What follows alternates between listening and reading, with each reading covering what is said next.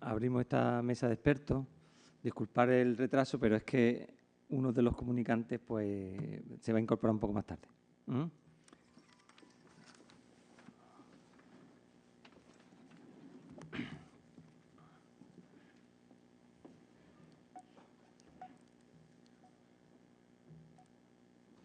Eso. Bueno, voy a poner los ojos, que si no, no veo nada. Empiezas tú, Luis, y luego vas a poner... esta primera panel de expertos está compuesto por 3 comunicantes. El primero sería Víctor Amat, pero como he dicho antes, se va a incorporar un poco más tarde, así que vamos a empezar por Luis Miguel Iglesias y luego Manuel Iván Manríquez. Os voy a dar una breve reseña para que os situéis cada uno lo que está desempeñando actualmente. Voy a ser breve porque realmente el protagonismo es de ellos. Mira, Luismi, que es el primer comunicante, lo tengo aquí a mi derecha, pues es licenciado en Ciencias Matemáticas por la Universidad de Sevilla. Actualmente es profesor en un instituto de secundaria. Y realmente, pues dentro de lo que es la red TIC de los funcionarios, de los profesores de Andalucía, pues es uno de los referentes. No me he presentado, yo soy Rafael Palomo, soy asesor del CEDE Málaga, entonces lo que es cuestión de formación, por eso digo que es un referente, porque lo utilizamos mucho en todo lo que es la red de formación a nivel de Andalucía. Manuel Iván Manríquez cuenta con una formación de arquitecto y además es maestro en pedagogía. También es doctor por la Universidad de Málaga. Y Víctor Amat es profesor del Departamento de Didáctica de la Universidad de Cádiz. Es director de un grupo de investigación de comunicación, educación y comunicación, y además director de una revista. Es el que se incorpora después. Yo, sin más preámbulo, porque va un poquito justo de tiempo, le doy la palabra a Luis Miguel.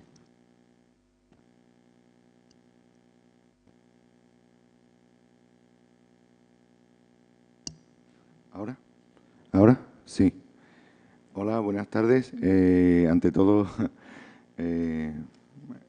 bienvenidos y gracias a Rafa por la presentación. No le he pagado nada, ¿sabes? Pero se lo agradezco muchísimo, sobre todo cuando uno sube aquí arriba.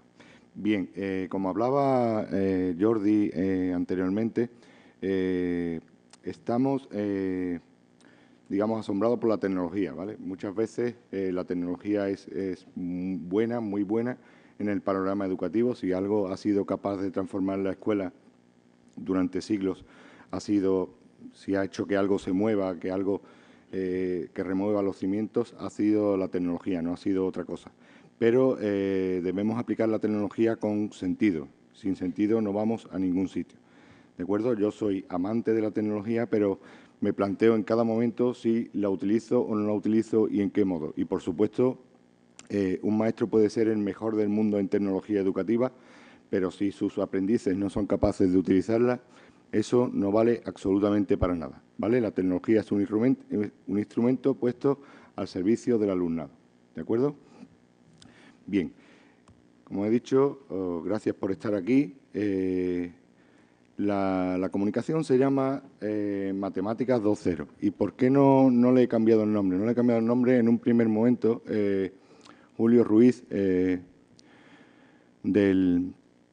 digamos, del comité del Congreso, uno de los responsables, le puso ese título y no lo quise cambiar, la verdad. Porque lo que me ocurrió hace unos años es que yo trabajaba de manera intensiva con herramientas y servicios TIC para el aula de matemáticas, pero no sabía, hay veces que uno hace cosas y que aquello tiene un nombre. Lo que uno hace tiene un nombre. Bien, entonces lo que hacía yo básicamente era trabajar, hacer matemáticas con servicios y herramientas de la web 2.0, ¿vale? Entonces, pues, por propia inercia, por fusión, el nombre que le viene bien es Matemáticas 2.0, ¿de acuerdo? Pero, ¿qué pasó? Que cuando uno comparte mucho tiempo de su vida con alguna persona, pues, o con cualquier cosa, pues quiere conocer más de ello, ¿no? Entonces, llegó un momento que la curiosidad me llevó a preguntarme, ¿quién eres tú, Matemáticas 2.0? ¿Tú quién eres? ¿Vale? ¿Existes? habla alguien de ti, entonces empecé a buscar y resulta de que no encontré nada, ¿vale? No estaba definida. Bien, que un concepto no esté definido no es indicativo para bien ni para nada de que aquello sea bueno o sea malo, ¿de acuerdo? Entonces, lo que hice fue, ante las dos opciones que se me plantearon, que eran básicamente o parar, mira, pues no está definida, pues no pasa absolutamente nada, tú sigues trabajando como si tal cosa y no hay ningún problema. O sea, es decir, no seas tan curioso, para y punto. Y la siguiente opción era intentar definir el concepto o al menos aproximarme, en matemáticas se utiliza mucho el concepto de aproximación, a su definición, ¿vale? Esto es decidir continuar. Digamos, un camino prohibido y un camino con luz verde, ¿vale? Yo, como soy profe de mates, pues cogí el reto más complicado, ¿vale? Es decir, intentar definirla, ¿de acuerdo? No es una tarea trivial, pero me puse manos a la obra. ¿Para qué? Pues la pregunta ¿para qué?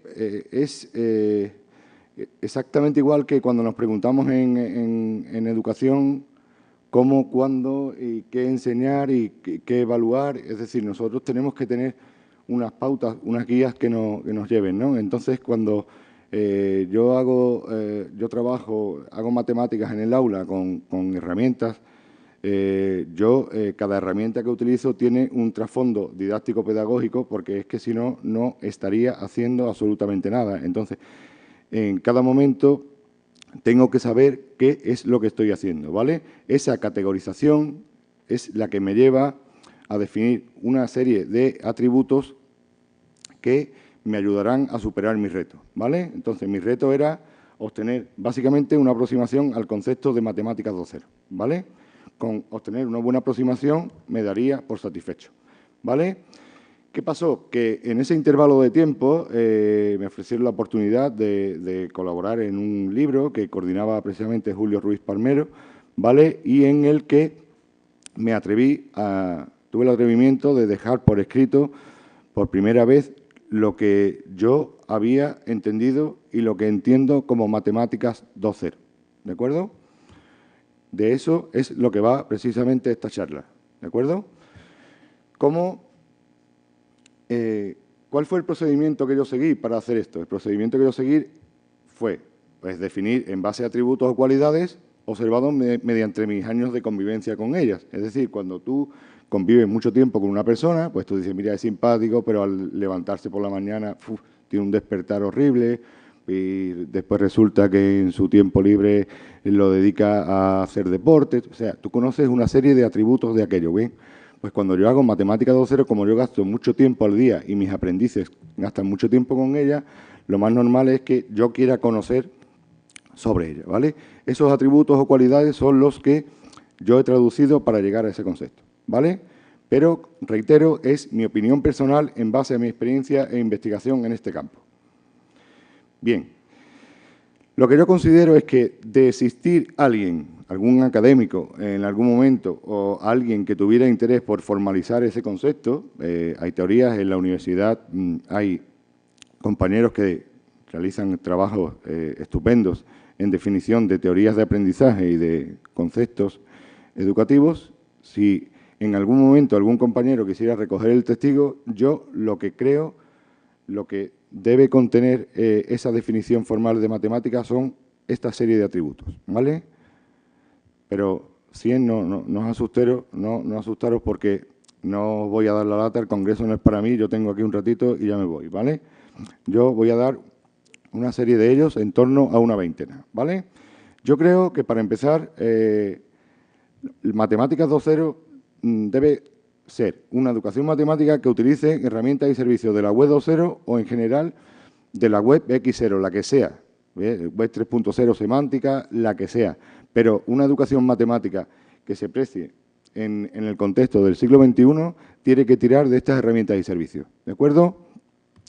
El segundo criterio o atributo que debe cumplir es que debe ser una educación matemática que lleve aparejada creación de redes sociales que conecten contenidos y personas mediante herramientas, recursos y experiencias con ellos. Como lo que ha dicho Jordi antes es, no hay nada más significativo en un aprendizaje que el aprendizaje entre iguales, ¿vale? ¿Qué nos permiten los servicios y herramientas 2.0 cuando conectamos mediante redes sociales? Que lo que hacemos es hacer visibles las experiencias educativas que están teniendo lugar en cada aula de este país o de cualquier lugar del mundo en un momento determinado.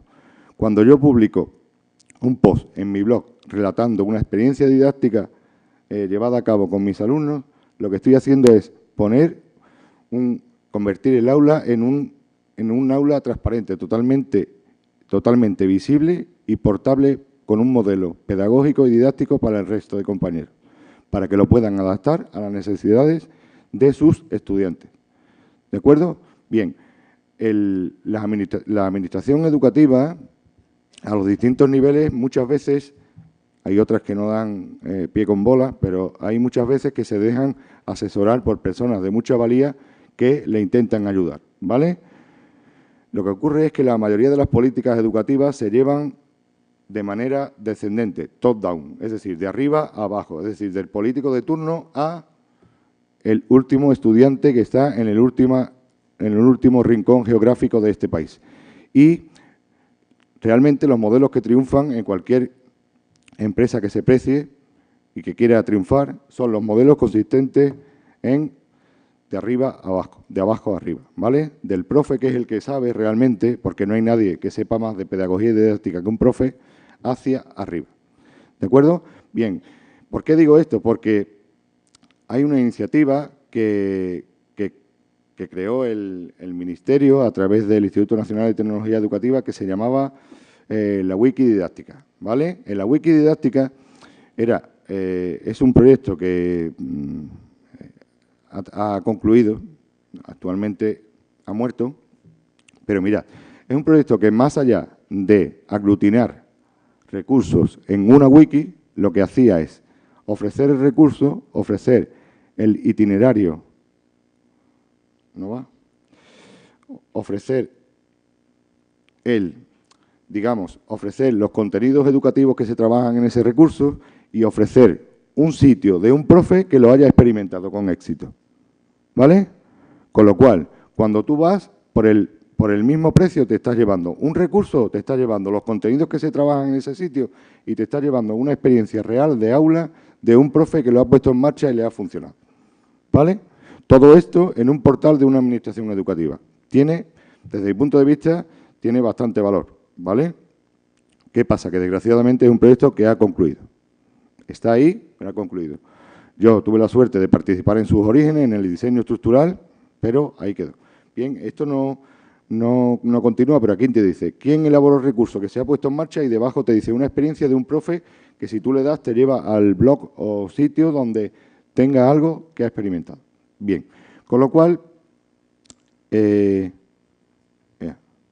como, no se minimiza esto.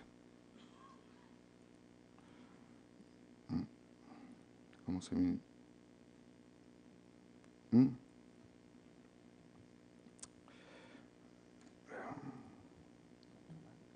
Control.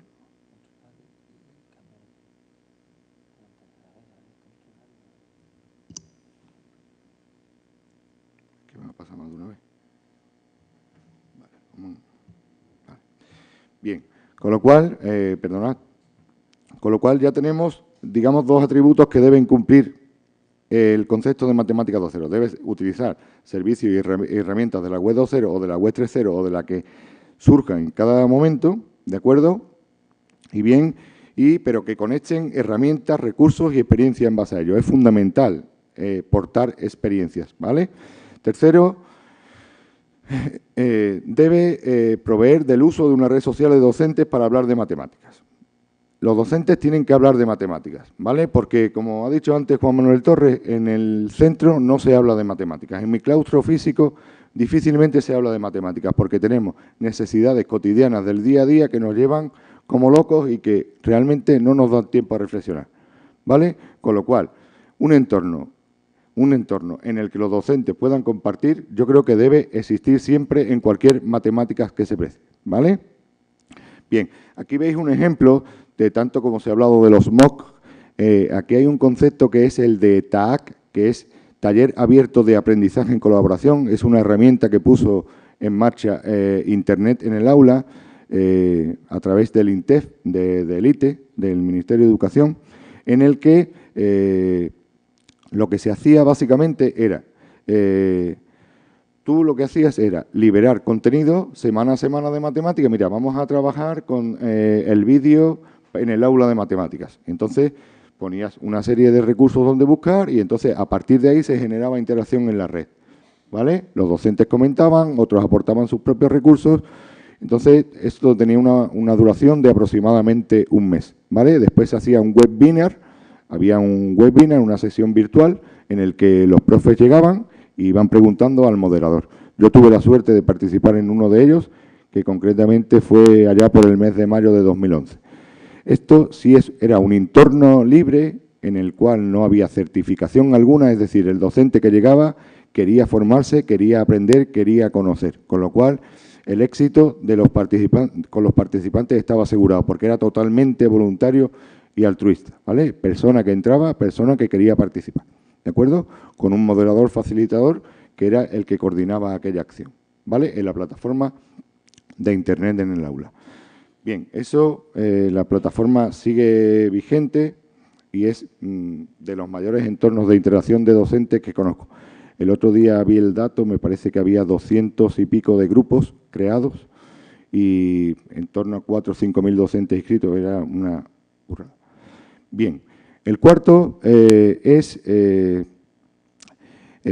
tan fácil como matemáticas creadas y compartidas entre las personas. ¿Qué significa esto? Cuando todo el mundo, ya sean docentes de matemáticas, o sea docentes de lengua, o sean docentes de inglés, sean docentes de cualquier especialidad, tarde o temprano marca en su ordenador, en sus favoritos, sus propios recursos, ¿vale? ¿Qué ocurre? Que si por cualquier motivo el ordenador se plataforma o el ordenador falla o cualquier otra causa, pues perdemos nuestros favoritos, con lo cual perdemos todo el trabajo desarrollado durante un montón de tiempo. Este problema lo resuelve bastante bien el cloud computing, en la computación en la nube, y mediante servicios de marcado social colaborativo, como puede ser Delicious en primera instancia o Diigo, ¿vale? Te permiten marcar de tal manera que lo que tú marques que es visible para otros compañeros. Bien, esta idea la vi bastante potente allá por el año 2011 y creé un proyecto que se denominaba Matemáticas Compartidas, ¿vale? Matemáticas Compartidas. ¿En qué consiste Matemáticas Compartidas? Matemáticas Compartidas consiste en yo como docente de matemáticas encontré anoche, por ejemplo, un recurso que era una animación muy divertida de la descomposición en factores de un número, ¿vale? Yo cogí, la marqué, le puse matemáticas, primaria, secundaria, descomposición factorial, aritmética, le puse una serie de etiquetas para cuando yo vaya a utilizarla, cuando yo vaya a buscar, lo pueda encontrar fácilmente. Yo lo marco, ¿vale? Automáticamente esa herramienta de marcado social me publica un post en un blog que se denomina matemáticascompartidas.wordpress.com. Vas ahí y cada día recursos que se marcan en un grupo, en el grupo Matemáticas Compartidas, automáticamente son publicados en un blog de WordPress.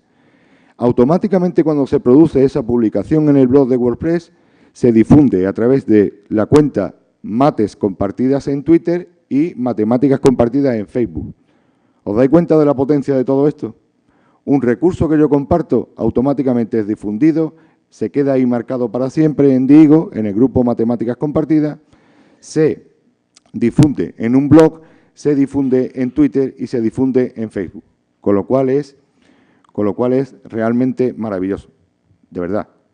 Es de las cosas de las que es una cosa que no da apenas trabajo y que realmente tiene un impacto brutal, porque cuando tú llegas a un aula y tú tienes un grupo de refuerzo, pues tú dices, voy a buscar recursos de refuerzo. Pues tú buscas refuerzo, matemáticas, estadística y probabilidad. Entonces, automáticamente te aparecen todos los recursos marcados y tú accedes al banco en tiempo real.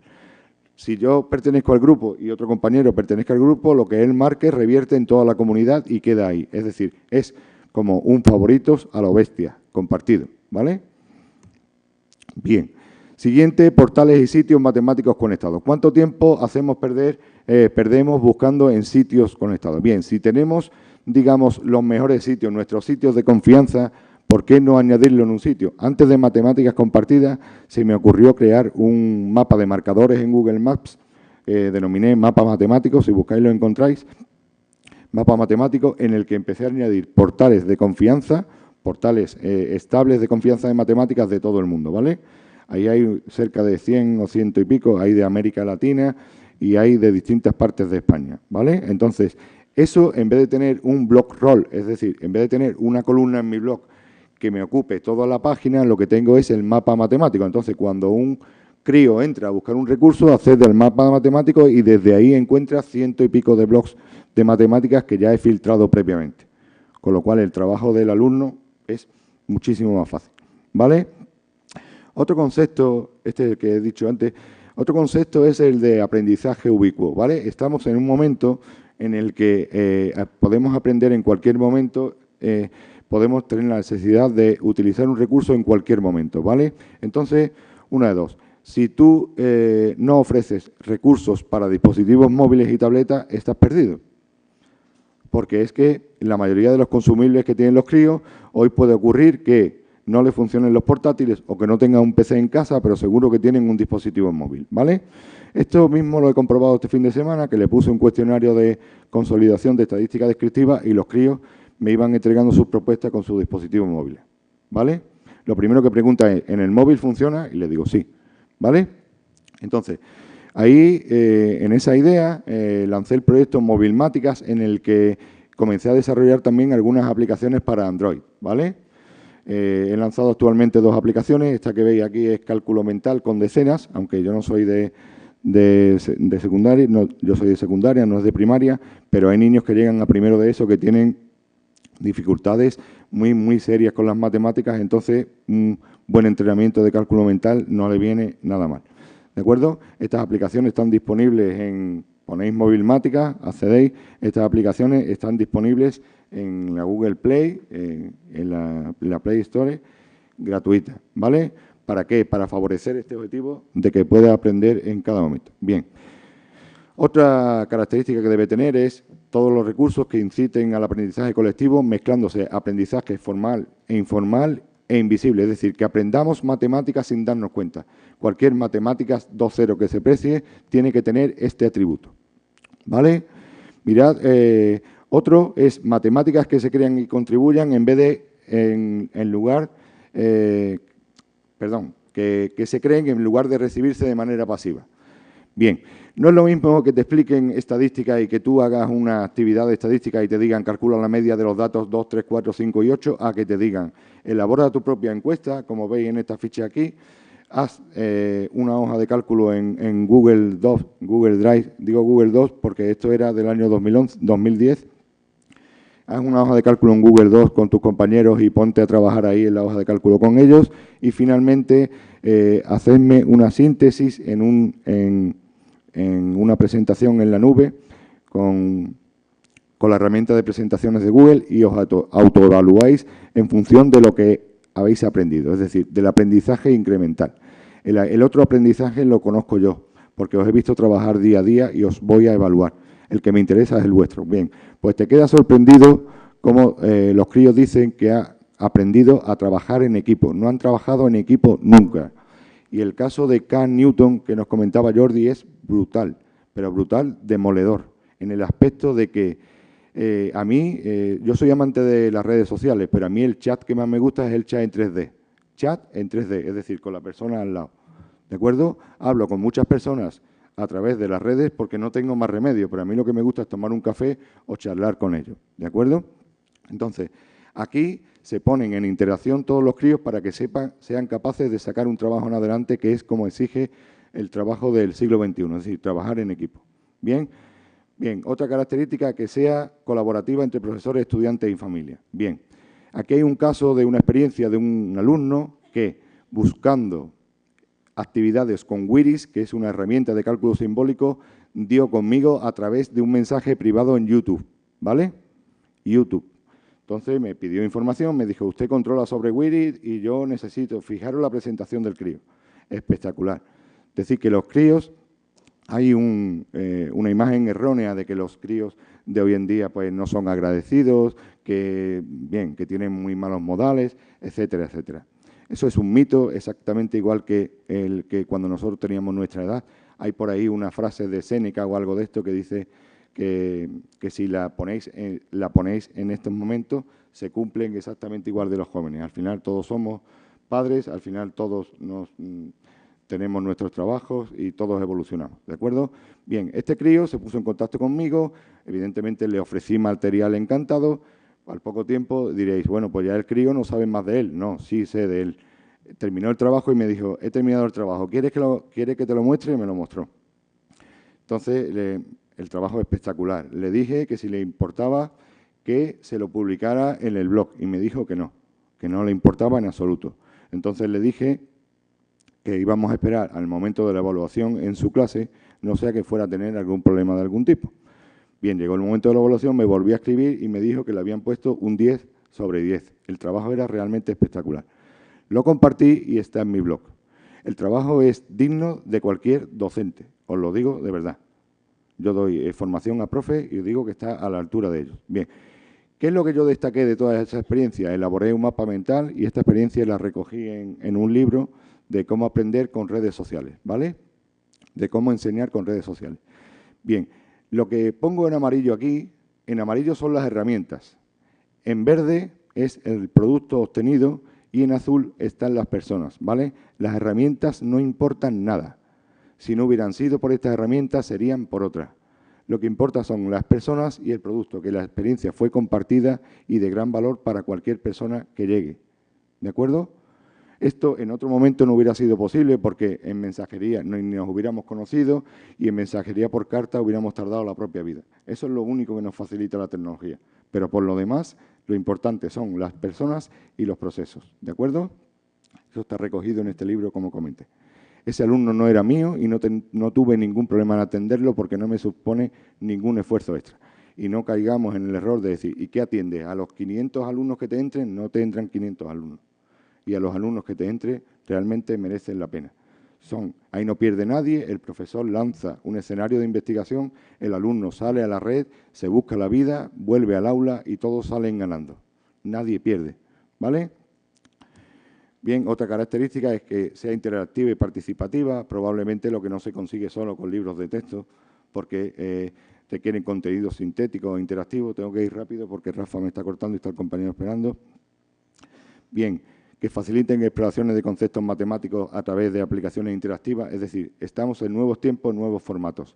Si ponéis un vídeo a un crío que dure 1 hora en el salón de actos, a la hora están o todos dormidos o todos montados encima de la mesa. 1 hora los críos del siglo XXI no aguantan viendo un vídeo y no aprenden nada. Hay otros formatos, por ejemplo, videocuestionarios de 2 minutos sobre trabajar el concepto de fracción y cada 20 segundos le estás haciendo una pregunta. Lo estás evaluando de instantáneo, isofacto, de acorde a su interactividad. Y si le pone 4 vídeos de esto, 4 vídeos que hace y ha respondido 40 preguntas y ni se ha enterado. Y totalmente motivado. Nuevos tiempos, nuevos jóvenes, nuevos formatos. Bien, matemáticas comunicativas. Para aprender matemáticas, el audio y el vídeo tiene que ser reyes del aula. El audio, ¿por qué? Yo utilizaba audio para mejorar la comprensión, para mejorar la expresión oral de mis críos y al mismo tiempo para escucha activa y comprensiva para favorecer la comprensión oral y escrita. Mejora bastante la resolución de problemas de matemáticas. En mi blog hay muchas experiencias sobre este tipo y dan muy buenos resultados. Y algunos me tachan de loco porque siendo profe de matemáticas voy a la lectura para volver de nuevo a matemáticas. Pero no es ninguna locura, os lo aseguro. Rompiendo las barreras entre problemas, digamos, pseudoproblemas, el problema típico de Juan compra 280 sandías debe desaparecer de la escuela. Debe desaparecer. Y pasar a problemas de este tipo, en el que tú seas capaz de calcular el volumen, por ejemplo, de una torre, aplicando el concepto de semejanza y de proporcionalidad mediante herramientas como Google Earth o Google Maps. ¿De acuerdo? Bien. La capacidad de los usuarios para crear sus propios objetos sociales. Aquí tenéis un caso,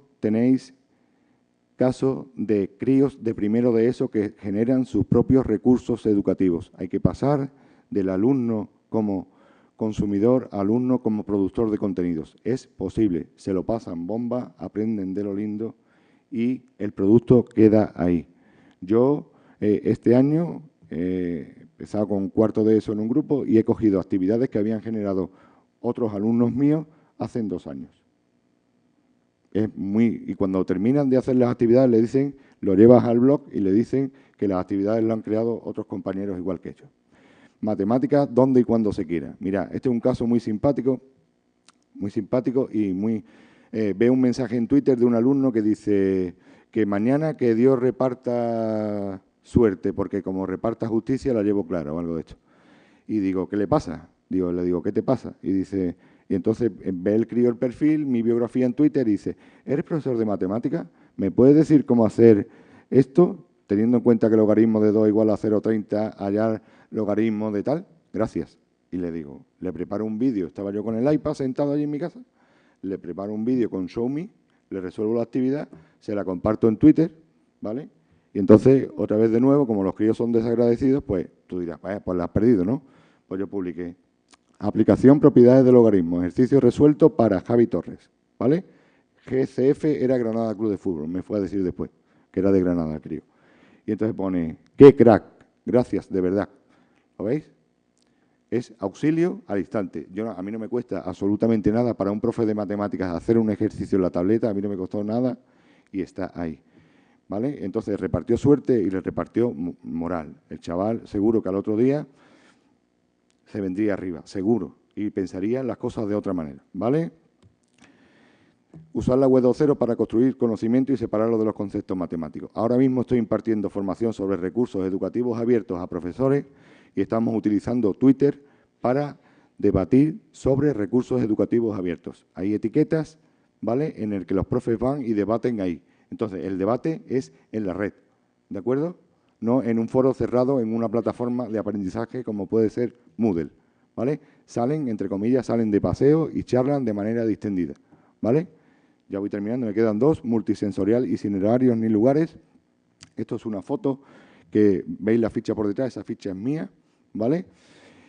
El crío elaboró su propia maqueta, le hace la foto y me la envió, ¿vale? Y eran las 10 y pico de la noche. Si veis los detalles de la foto, son las 10 de la noche. Un crío que no está motivado no hace esto. No lo hace, no hace matemáticas a las 10 de la noche y encima busca al profe para compartirla, ¿vale? Aquí hay mucho más que un estándar, aquí hay mucho más que una prueba del 1 al 9, aquí hay mucho más que un criterio de evaluación, cumple el criterio, aplica la escala correctamente para superficies de 3 dimensiones, para cuerpos de 3 dimensiones, no, para cuerpos geométricos, no, aquí hay mucho más que todo eso, aquí hay empatía, aquí hay motivación, aquí hay uso de servicios y herramientas 2.0. Aquí hay pensar en matemáticas durante todo el día. ¿De acuerdo?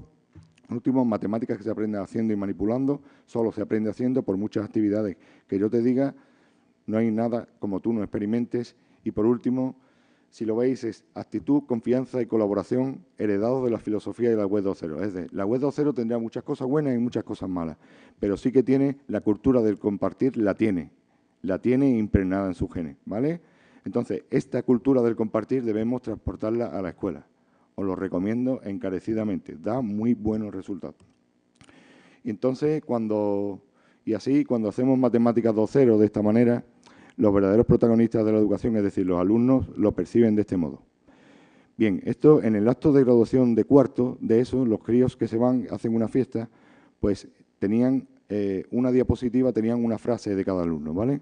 Una frase de cada docente. Y en la frase, si pincháis aquí lo veis, ponía, Luismi nos ha enseñado a ser autónomos y a confiar en nosotros mismos, ¿vale? Y la frase que destacaban de mí era a producir, es decir, no está reñida la productividad con la empatía y con la autonomía que adquiere el alumnado, ¿de acuerdo? Yo llegaba al aula y decía, sabéis lo que tenéis que hacer, sois autónomos, ¿vale? Estoy aquí, ¿ok? ¿Lo veis? Entonces, con esto ya termino. Lo presentado corresponde nada más que al concepto de aproximación a la aproximación al concepto de matemáticas 2.0 que yo considero que debe cumplir. Se puede llamar matemáticas 2.0, se puede llamar matemáticas X0, se puede llamar matemáticas 21 o simplemente matemáticas o pedagogía para las matemáticas del siglo XXI o como queráis llamarle, ¿vale? Pero las matemáticas, lo que está claro es que las matemáticas 2.0 con estas cualidades suponen mucho más que un simple cambio de envoltorio, ¿vale? No es únicamente esto, no es un libro enlatado en una tableta, ¿de acuerdo? ¿Coincides conmigo o no? Si no coincide, no pasa absolutamente nada. Si tienes otro atributo, lo compartes y yo encantado, ¿de acuerdo? Gracias infinito, mil disculpas y nada más, ¿vale?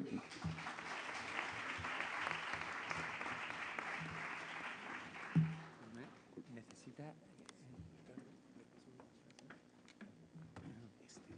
¿Es este? Sí.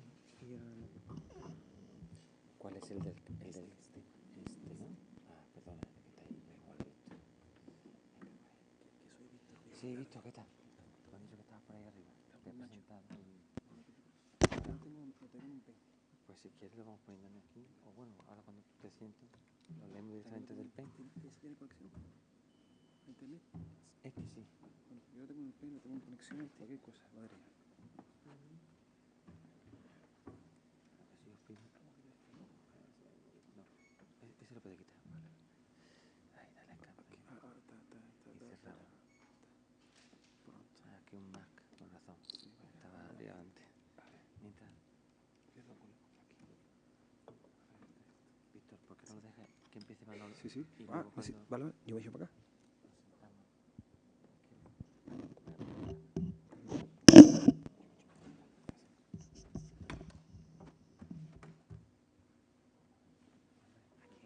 Da igual, esto va a estar aquí, ya está. Te dejamos.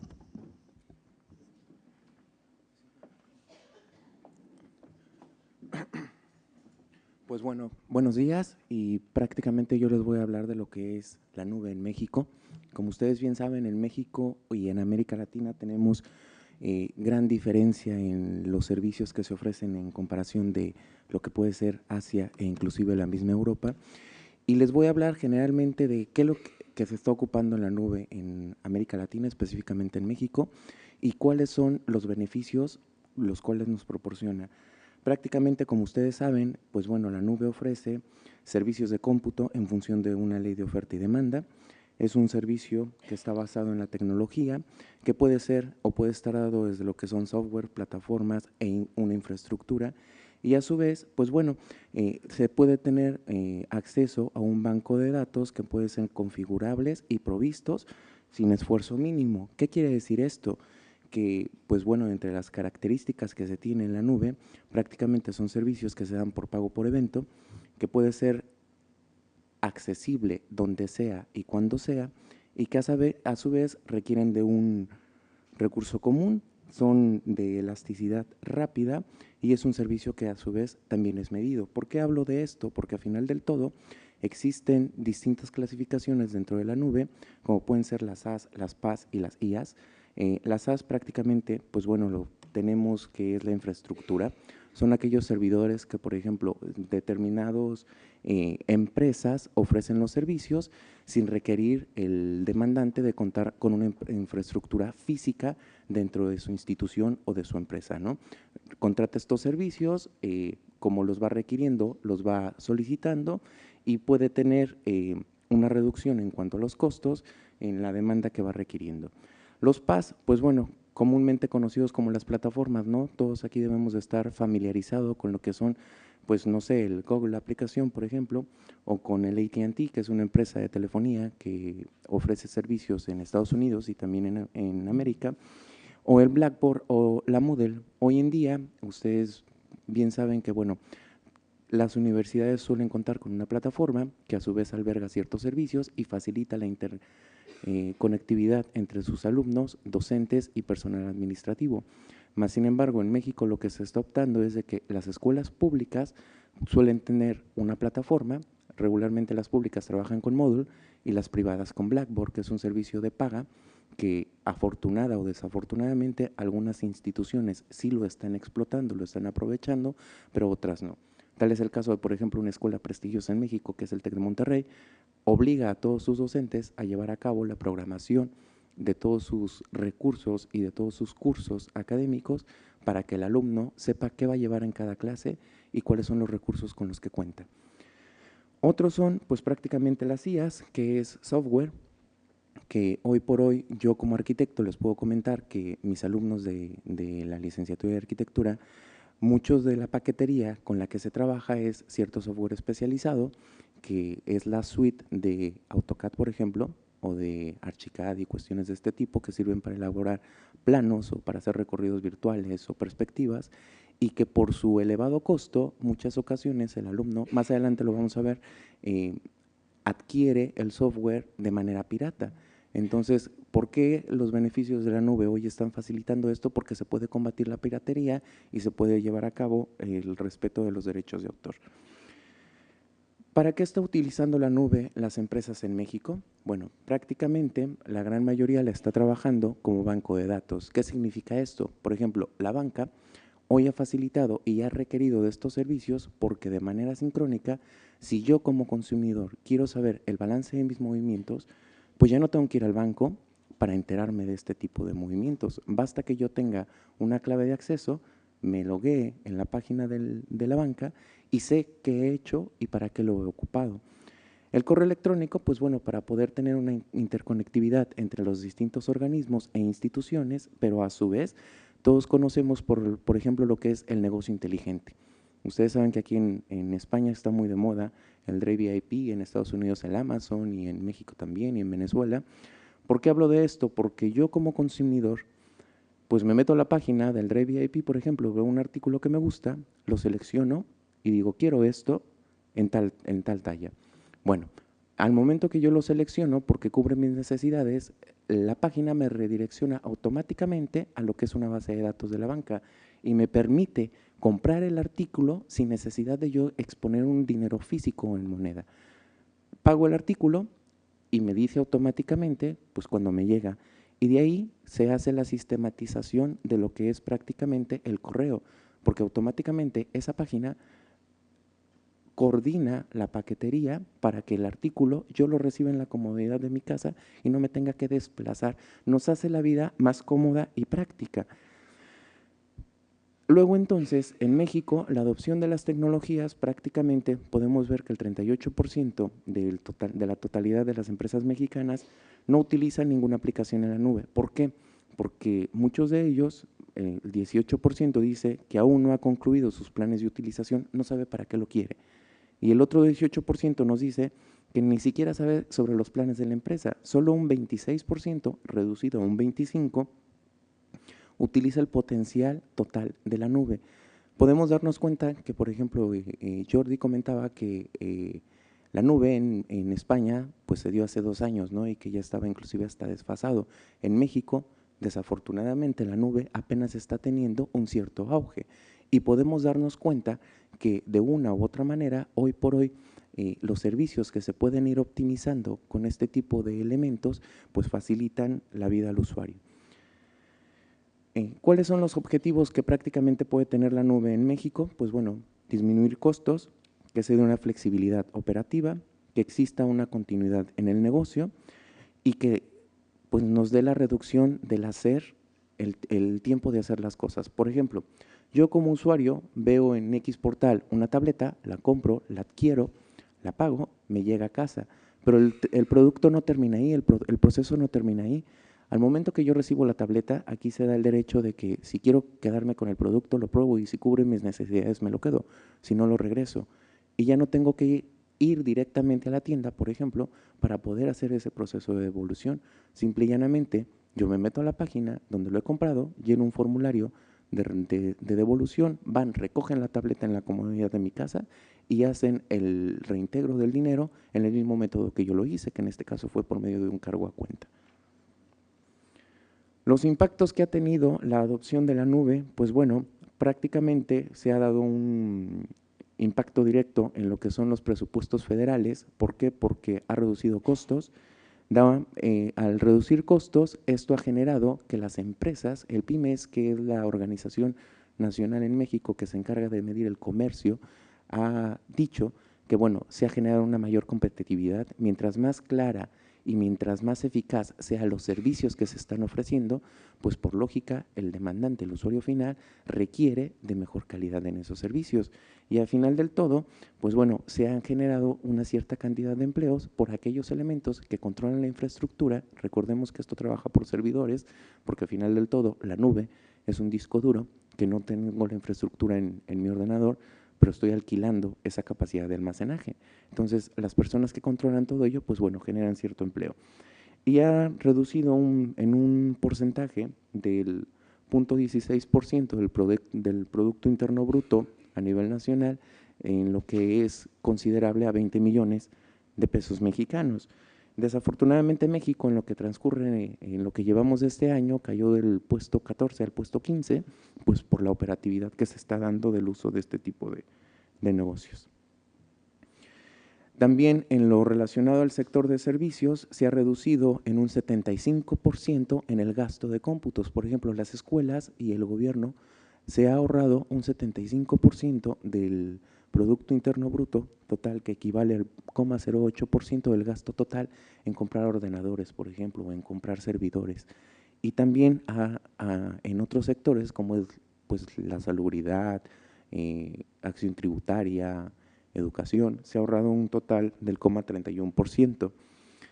Como les comentaba, pues a lo que nos puede importar en el sector de la educación, que la Secretaría de Educación Pública, que viene siendo el organismo nacional que regula la educación en México, que aquí puede ser el Ministerio de Educación, ha tenido un ahorro de 627 millones de pesos en lo que va del año, que viene a equivaler a 35 millones de euros aproximadamente en ya no gastar en ordenadores o en pagar las licencias de esas plataformas para las universidades públicas. ¿Por qué? Porque han migrado esas plataformas a la nube. Otros impactos que ha tenido, pues bueno, como ha habido ahorro, se han generado nuevos competidores. ¿Qué significa esto? Que han surgido a raíz de la nueva reforma de telecomunicaciones que acaba de entrar en vigor en México, que las empresas que ofrecen estos servicios pues tengan una mayor flexibilidad. Y a su vez, como yo les comentaba, en México desafortunadamente y en gran parte de América Latina, la gran mayoría de los softwares con los que trabajan los alumnos son piratas. E inclusive igual aquí, ¿no? Se descargan de BitTorrent y los hackean, los craquean y los utilizan, corriendo el riesgo de que a lo mejor yo tengo muchas horas de trabajo llevando a cabo una renderización de un recorrido virtual que para 2 minutos requiero 50 horas de trabajo. Y si el programa resulta que falla, pues ya me cargué esas 50 horas de trabajo, lo perdí todo. Entonces, cuando hablaba yo de ese software que ahora se está albergando en la nube, es de que yo como usuario o alumno de una institución me logueo en la plataforma, accedo a la plataforma que está albergada en esa nube y ahorro en la inversión que requiero de ese software para poder llevar a cabo lo que es mi trabajo de tarea, por ejemplo. Desafortunadamente, el 58% de los usuarios en México pues tienen software pirata de un 100%. ¿Cuáles pueden ser los retos y recomendaciones de la utilización de la nube por parte de los usuarios? Pues bueno, reducir esa brecha digital que existe entre pues, lo que es prácticamente la instrucción y la formación, tener acceso a una infraestructura digital sin una inversión inicial. ¿Qué significa? Que si yo estoy emprendiendo una nueva empresa, no requiero dotar de toda esa infraestructura para poder arrancar mi empresa. Simple y llanamente puedo adquirir los servicios de la nube, utilizar esos servicios y brindar el servicio que yo quiero llevar a cabo como empresa. Y bueno, retos existen muchos, como cuáles. Por ejemplo, en México, afortunadamente, se ha avanzado de manera considerable de lo que puede ser del 2004 al 2010, pues bueno, de un 25% de usuarios se llevó a un 40%. En 6 años, prácticamente un 15% empezó a tener uso de computadora, se empezaron a digitalizar. Y de un 14 a un 33 se duplica el acceso a Internet. ¿Qué significa esto y por qué hablo de esto? Porque al final del todo, por ejemplo, existe una gran diferencia en los anchos de banda que se tienen en Asia, en América o en Europa. Y ahorita vamos a ver en qué consiste. Se debe sufragar la brecha de actualización de los usuarios, tanto, creo que eso también sucede en España, ya que los usuarios final, en este caso, que son los alumnos, avanzan más rápido que los docentes. ¿Por qué digo esto? Porque hoy por hoy yo he visto que los alumnos se manejan muy bien con las aplicaciones de Google e inclusive el software lo trabajan de manera autodidacta, ya no requieren muchas veces de la instrucción del docente o del profesor y a veces superan al profesor. Los entornos en la nube hoy en día están siendo utilizados no nada más para tener servicios de autoconsumo, sino también para el mismo ocio de los alumnos. Hablaban hace un momento de que, bueno, la mayoría de los alumnos hoy utilizan el Facebook o el Twitter o el WhatsApp para tener comunicación entre ellos, pero también tienen un potencial benéfico. ¿Cuál es? En las páginas de Facebook, yo como simple estudiante puedo contactar con un experto y solicitarle información sobre un tema que yo desconozca. Puedo ir directamente a preguntarle a aquel que me puede solucionar aquella inquietud que yo requiero para llevar a cabo una información o un trabajo. Y esto se maneja en distintos entornos, ¿no? Como pueden ser el C-Learning, que bueno, son aprendizajes que se van adaptando conforme la demanda del alumno, están dados en wikis, en blogs y cuestiones de este tipo, y que en función de las demandas que va teniendo el alumno, se va a ir sufragando esas necesidades. Los ambientes de desarrollo y aprendizaje personal, pues bueno, está dado esto por las aplicaciones inclusive de hasta del Google Apps, ¿no? Porque, por ejemplo, ustedes van descargando ciertas aplicaciones y la interfase a veces es tan intuitiva que el Google Apps o el iOS se atreve a sugerirles aquel tipo de aplicaciones en relación al perfil de lo que ustedes han ido descargando. Y simple y llanamente el mobile learning, pues bueno, ¿quién no tiene hoy una tableta o un teléfono inteligente? Yo les hablaba de que, bueno, existe una gran disparidad de los anchos de banda. En México corremos entre el 1 y los 10 megas, aquí se puede correr hasta los 17 aproximadamente y en Asia hasta los 80 y pico. Se prevé que para el 2015, bueno, se corra o los procesos por los cuales se alberguen el tráfico de datos en la nube sea de 10 trillones de un zettabyte equivale a 10 trillones de bytes. Imagínense la capacidad que va a tener o la demanda que se requiere que se tenga el servicio de la banda ancha para que pueda fluir este flujo de prácticamente de ancho de banda. ¿Qué se debe hacer en México? Aprovechar la situación que tenemos con Estados Unidos para que nos dote de cierta infraestructura y de servicios. Tratar de minimizar en la medida de lo posible las interrupciones de energía eléctrica y bajar esas tasas que se tiene que pagar por el uso de Internet y actualizar prácticamente lo que es el marco jurídico para llevar a cabo ese desfase que se está dando tanto en las instituciones públicas educativas como en las empresariales. Sugerir mejores prácticas, estas son algunas recomendaciones para poder minimizar esa brecha digital. Sugerir mejores prácticas, especificar objetivos, para qué la quiero y por qué lo quiero. Evaluar a los proveedores, hacer la transición, medir y reevaluar. Y bueno, ¿qué podemos generar o esperar de los mercados emergentes? Pues bueno, que se creen servicios para que podamos tener ese tipo de facilidad para el acceso a las aplicaciones que queremos. Crear aplicaciones en el mismo idioma porque, pues bueno, aquí hay una ley que dice que hasta los videojuegos tienen que estar en español, ¿no? En castellano, pero en México nos llega todo en Estados Unidos, con la lengua de Estados Unidos o inclusive si se generan en Francia, pues en francés. Evaluar las costumbres locales. En Estados Unidos y en México algo que es muy importante es el servicio al cliente. Entonces genera ese objetivo de sensibilizar y brindar los servicios que el cliente nos está demandando y abarcar a todos los usuarios, no nada más al gobierno para sufragar necesidades de, no sé, de pagar la luz o el teléfono o cuestiones de este tipo, sino también las necesidades de los estudiantes y marcar una estabilidad y confianza, porque si la gran mayoría de los empresarios no utilizan los servicios en la nube es porque no se fían de la encriptación de esos datos. Acabo de ver una película que habla sobre, todos nos enteramos de lo que es el Wikileaks de Julian, y bueno, me llamó mucho la atención que él desde el avión trabajaba con sus colaboradores, con chats encriptados y con móviles encriptados. ¿Por qué? Porque la capacidad de la banda se lo permitía, la infraestructura lo permitía, pero en México no tenemos esos servicios. Eso es todo y muchas gracias.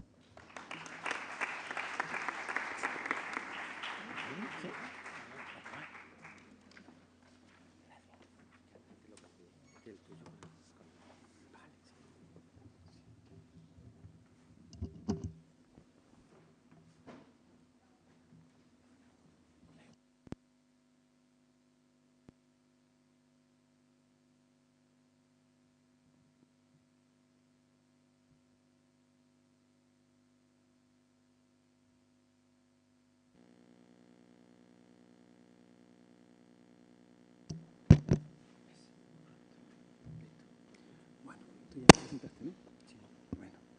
Bueno. Buenas tardes. Yo antes que nada tendré que disculparme, ¿no? Porque estaba hablando con Nacho Rivas y se me pasó que tenía que estar aquí, o sea, que estaba en la nube, ¿no? Y cuando me di cuenta tuve que salir corriendo y porque me habían avisado, si no me ponía ahí a hablar de historia de vida y de metodología, y en fin, estas cosas que uno se deja seducir, ¿no? Bueno, esto en primer lugar, pedirle disculpas a la mesa, lógicamente, a los compañeros de mesa y a ustedes, porque no podía ser de otra forma, ¿no? Imagínense como lo que supone empezar una charla pidiendo disculpas, ¿no? Al final no sé lo que voy a tener que pedir, ¿sabes? Así es que espero que me la acepten, ¿verdad? Y que tengan un poco de paciencia conmigo en esta charla que quiero compartir. A ver, cuando me propusieron esto, yo le dije encantado. Encantado, dígame el día, la hora y el sitio, que ahí estaré. No solamente por la implicación que tengo con los organizadores, ¿no? Sino también por lo que, en cierta forma, uno le debe a Málaga. Y me busqué el pretexto. Y me voy a explicar un poquito. A ver, intenté valerme de la figura de Picasso, ¿verdad? Picasso es un personaje sumamente conocido a nivel nacional, ¿verdad? Y también a nivel internacional. Pero curiosamente, digo, mira, creo que es un buen momento para decirle que dentro de la cinematografía del Brasil, país al cual estoy muy vinculado, ¿verdad? El personaje más significativo de la cinematografía brasilera, como aquí fue José López Vázquez o fue el mismo Alfredo Landa en las Españoladas, en el parangón con las películas de tono españolada en Brasil que se llamaron La Chanchada, el personaje más carismático, más importante fue un malagueño que se llamó Oscarito. Así es que me tuve que buscar un pretexto y me valí en este caso del pretexto del propio Picasso. Y a la vez también tuve que hacer una acrobacia, ¿vale? Para explicar lo que, o para intentar desenvolverme en lo que yo quiero compartir con ustedes, ¿no? Que es trabajar en la nube de la moda al modo. Eso en primer lugar. En segundo lugar, me gustaría también intentar compartir con ustedes la misma definición, ¿verdad? Para más o menos desenvolvernos en los mismos parámetros. Es importante recurrir al diccionario de la Real Academia de la Lengua Española. Y de ahí yo hice una mezcla, ¿verdad? Y definí o redefiní lo que yo entendía a partir del diccionario, a partir de lo que entendía el diccionario, con lo que yo comprendía, ¿verdad? Intentar definir. Simplemente, moda es un uso o costumbre que está en boga durante algún tiempo y principalmente con elementos recién introducidos. O sea, estamos siguiendo la pintura de Picasso y estamos, en mi caso, imagínense que soy yo, ¿no? La chica que está haciendo una pirueta sobre la bola a ver cuánto tiempo dura para yo dejar de la pelota para tomar otra cosa, un cubo o una peonza o lo que fuera, ¿sí? Me da la impresión que en el ámbito que nos estamos desenvolviendo hay mucho de moda. No tengo nada contra la moda, no soy nada esnovista, ¿no? Pero creo que es un elemento que nos deja seducir. Inclusive muchos de nosotros nos dejamos llevar que lo último es lo mejor, ¿vale? Tal vez sea eso un elemento interesante para empezar a definirnos. Pero si lo habíamos hecho anteriormente con la moda, ahora nos toca con el modo. Y es curioso, ¿no? Porque vuelvo a la misma fuente y hago una nueva mezcla, ¿verdad? Con lo que yo intuyo más lo que yo intento comprender y digo lo siguiente: modo es un aspecto o procedimiento que ante el observador presenta una acción o un ser. O sea, en este caso, el modo, trabajar en la nube, puede ser un caballo, ¿verdad?, sobre el cual yo cabalgo, siguiendo la pintura del propio Picasso, y en el cual yo empiezo a tener un itinerario, un camino, por descubrir, por compartir o por lo que fuera, ¿de acuerdo? Pero a mí no me gustaría caer en la dicotomía, en el enfrentamiento, en la contrastación. Sino, no quisiera ser los personajes de esta pintura también de Picasso, ¿verdad?, siempre con los motivos del circo, de la acrobacia, y caer en la incomunicación, ¿verdad? El niño mira por un lado mientras que el señor más adulto mira hacia otro. Sino quisiera valerme de la posibilidad que puede existir en el diálogo, ¿verdad? Y que la nube nos permite saber que la nube, o intuir que la nube nos permite trabajar de forma individual y colectiva, pero que eso requiere un cambio pedagógico. Yo no voy a hacer hincapié en lo que expresó el profesor Abdel o que el profesor Trujillo, simplemente tomar el punto seguido a lo que ellos me dijeron abierto, ¿verdad? Y siguiendo con este pequeño discurso sobre trabajar en la nube, sobre la moda o el modo, hace nuevamente hincapié en el desarrollo, en el advenimiento y el desarrollo de la web 2.0, en cuanto a las posibilidades que eso significa que tiene para trabajar en red. No me refiero a lo que era aquello pretérito que nos hablaba, ¿no?, de la web 1.0, en cuanto teníamos que buscar, seleccionar y evaluar, sino también todo lo que se deriva a partir de las posibilidades de contrastar, actualizar y compartir. Me interesa muchísimo este punto seguido en que se establecen con el juego semántico de la web, ¿verdad?, que se declina y tiene una especie de continuación numérica, ¿verdad?, pero me interesa mucho el contexto, la posibilidad que yo tengo para contrastar, actualizar mi conocimiento y sobre todo la generosidad que implica compartirlo. Por otro lado, creo que esto nos lleva a la pintura nuevamente del propio Picasso, ¿verdad?, la comunidad. Crear, participar de una comunidad de aprendizaje, donde yo participo, obtengo y doy soluciones, pero también me siento un miembro inclusivo.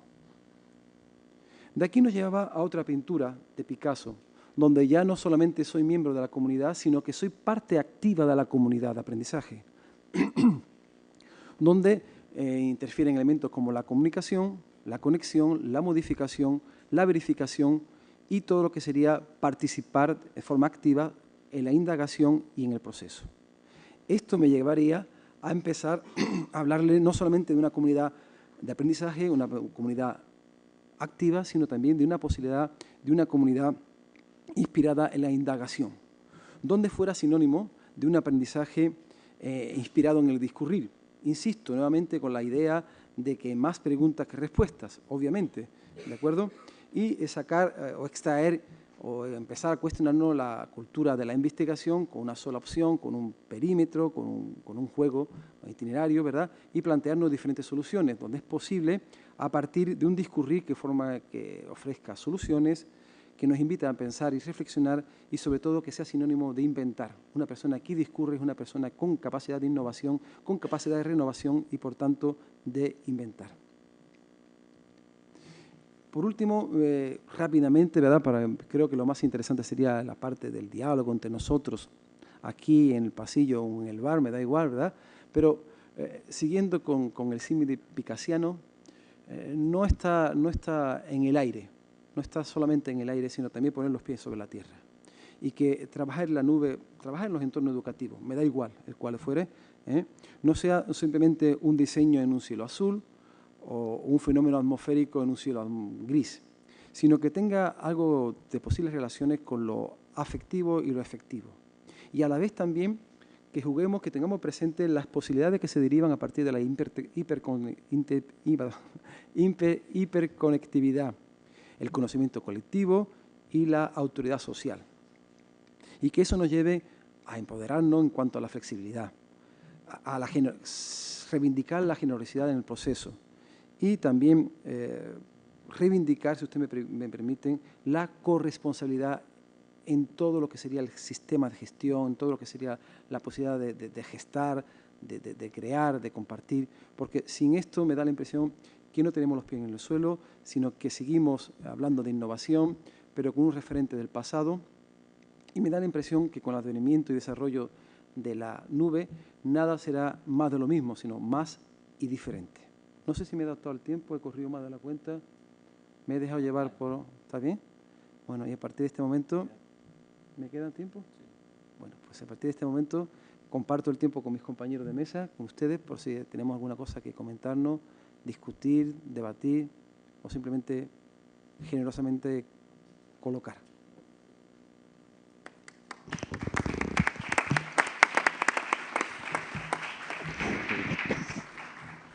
Bueno, pues una vez que hemos concluido ya las tres comunicaciones, si os parece, hacemos un turno de preguntas y si no hubiese ninguna pregunta o queréis de forma particular hacerle algo, pues levantamos la mesa de expertos y comemos. ¿Os parece? ¿Hay alguna pregunta? Bueno, no dilato más. Entonces, si os parece... Eso dice Víctor, que cómo se interpreta que no haya preguntas. Si ha quedado todo muy claro, si tenemos mucha hambre, o realmente es que cuando estamos en un congreso de este tipo es un bombardeo tanto de ideas que cuesta procesarlo. Yo personalmente me ocurre eso, que siempre que voy a un congreso son tantas ideas, tantas emociones, sentimientos que puedo llevar a cabo, que eso pues que realmente me bloqueo, ¿no? Y a lo mejor dentro de 2 días, cuando lo proceso, digo, ay, tenía que haberle hecho la pregunta tal o cual. De todas maneras, tenéis los correos de contacto y, bueno, siempre está abierta la vía de comunicación.